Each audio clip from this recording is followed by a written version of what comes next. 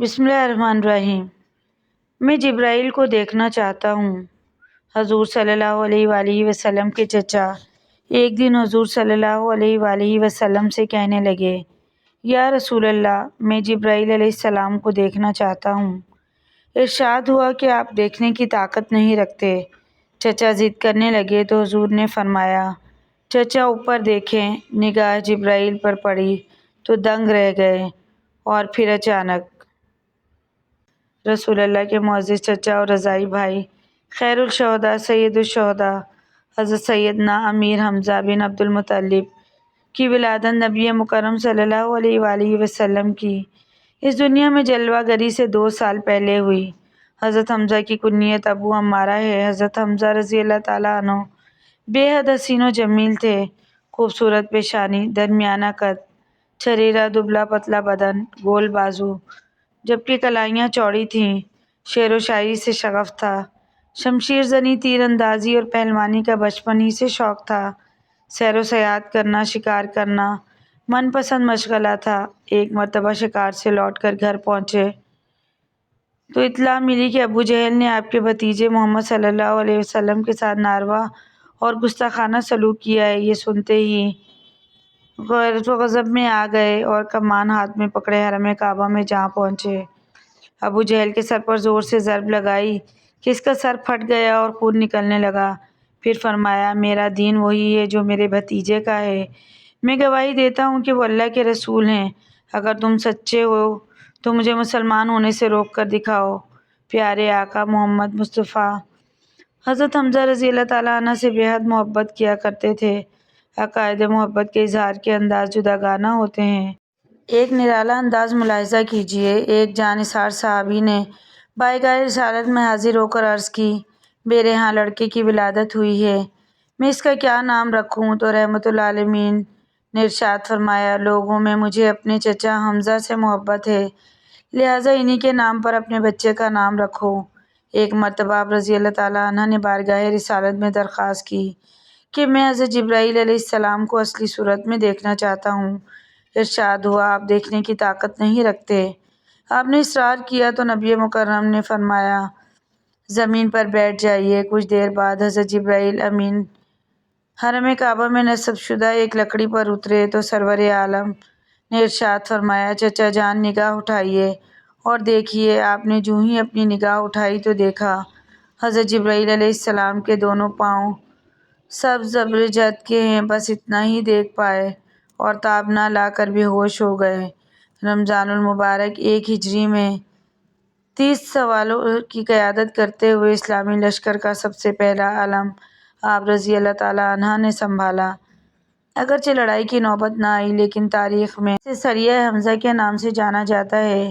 2 ہجری میں حق و باطل کا پہلا معرکہ میدان بدر میں پیش آیا تو آپ رضی اللہ تعالیٰ عنہ بڑے جوش اور جذبے کے ساتھ شریک ہوئے اور مشرکین کے کئی سورماؤں کو ٹھکانے لگایا۔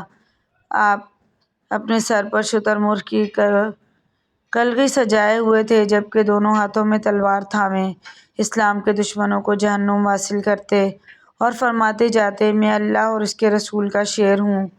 15 شوال المکرم 3 ہجری غزوہ احد میں آپ رضی اللہ تعالیٰ عنہ نہایت بے جگری سے لڑے اور 31 کفار کو جہنم واصل کر کے شہادت کا تاج اپنے سر پر سجا کر اس دنیا سے رخصت ہو گئے۔ شوال کی 15 تاریخ ہفتے کا دن تھا۔ حضرت حمزہ میدان جنگ میں اپنی شجاعت اور بہادری کے جوہر دکھا رہے تھے۔ ایک کافر کو قتل کرنے کے بعد جب آپ کے پیٹ سے ذرا سی سرک گئی تو وحشی نے نشانہ باندھ کر ایک چھوٹا نیزہ آپ کے پیٹ میں دے مارا، جو کہ آر پار ہو گیا اور آپ شہید ہو گئے۔ جنگ بدر میں سیدنا حمزہ نے جبیر کے چچا کو ہلاک کیا۔ وحشی جبیر کا غلام تھا جو اس سے کہا تھا کہ اگر تم میرے چچا کے عوض محمد صلی اللہ علیہ وآلہ وسلم کے چچا کو قتل کر دو تو تم میری طرف سے آزاد ہو۔ اسی لالچ میں وحشی حبشی نے حضرت حمزہ کو شہید کر دیا۔ اللہ کی شان نے اس حبشی وحشی کو بعد میں اسلام لانے کی توفیق دے دی۔ حضرت حمزہ کو شہید کرنے کے بعد کافروں نے آپ کا پیٹ چاک کیا اور کلیجہ نکال لیا۔ حندہ زوجہ ابو سفیان نے کلیجے کو چبایا، نگلنے کی کوشش کی لیکن نگل نہ سکی، پھر اسے تھوک دیا۔ کافر عورتوں نے حضرت حمزہ کے اور دیگر شہداء کے کان ناک کاٹ کر انہیں لڑی میں پرو کر ان کے کڑے بازوؤں بند اور پازیب بنائے اور انہیں پہن کر مکہ میں داخل ہوئے۔ جب نبی کریم نے حضرت حمزہ کے جسم کو دیکھا تو آپ رونے لگے۔ آپ کے کٹے ہوئے جسم کو دیکھ کر شدت غم سے آپ کی آواز بلند ہو گئی۔ آپ نے ارشاد فرمایا، حمزہ سید الشہداء ہیں۔ نبی کریم صلی اللہ علیہ وآلہ وسلم حضرت حمزہ رضی اللہ تعالیٰ عنہ کے جسم کے پاس کھڑے تھے۔ آپ صلی اللہ علیہ وآلہ وسلم نے حضرت حمزہ کو مخاطب کرتے ہوئے فرمایا، اے چچا جان، اللہ تعالیٰ آپ پر رحمت فرمائے۔ بلا شبہ آپ خوب صلہ رحمی کرنے والے تھے اور کثرت سے نیکیاں کرنے والے تھے۔ اختتام جنگ کے بعد شہدائے اسلام کی تجہیز و تکفین شروع ہوئی۔ حضرت سرور کائنات صلی اللہ علیہ وآلہ وسلم اپنے ام محترم کی لاش پر تشریف لائے۔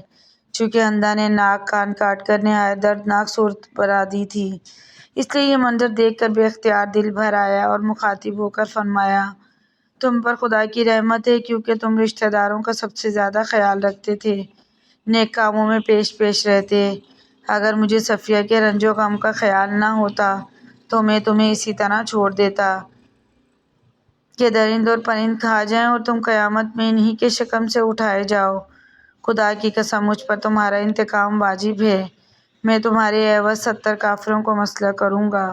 لیکن تھوڑی دیر کے بعد وحی الہی نے اس ناجائز انتقام کی ممانعت کر دی، اس لیے کفار یمین ادا کر کے صبر و شکیبائی اختیار فرمائی۔ حضرت صفیہ حضرت امیر حمزہ کی حقیقی بہن تھی۔ بھائی کی شہادت کا حال سنا تو روتے ہوئے جنازے کے پاس آئیں، لیکن حضرت نے دیکھنے نہ دیا اور تسلی تشفی دے کر واپس فرمایا۔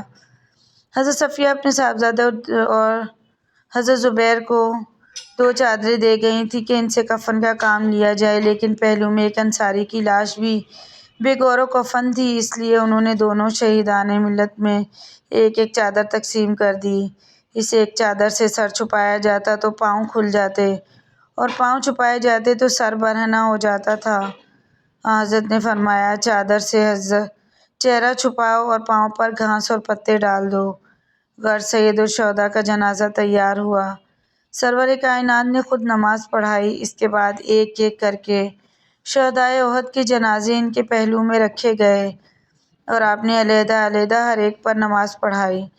اس طرح تقریباً نمازوں کے بعد غازیان دین نے بصد اند و علم اس شیر خدا کو اسی میدان میں سپرد خاک کیا۔ اللہ تعالیٰ سے دعا ہے اللہ پاک ہمیں ان عظیم ہستیوں کا فیض نصیب فرمائے اور نبی صلی اللہ علیہ وآلہ وسلم اور ان کی آل سے سچی اور پکی محبت عطا فرمائے، آمین۔ مزید اچھی ویڈیوز کے لیے چینل کو ضرور سبسکرائب کریں۔ ویڈیو پسند آئے تو لائک شیئر کمنٹ کیجیے۔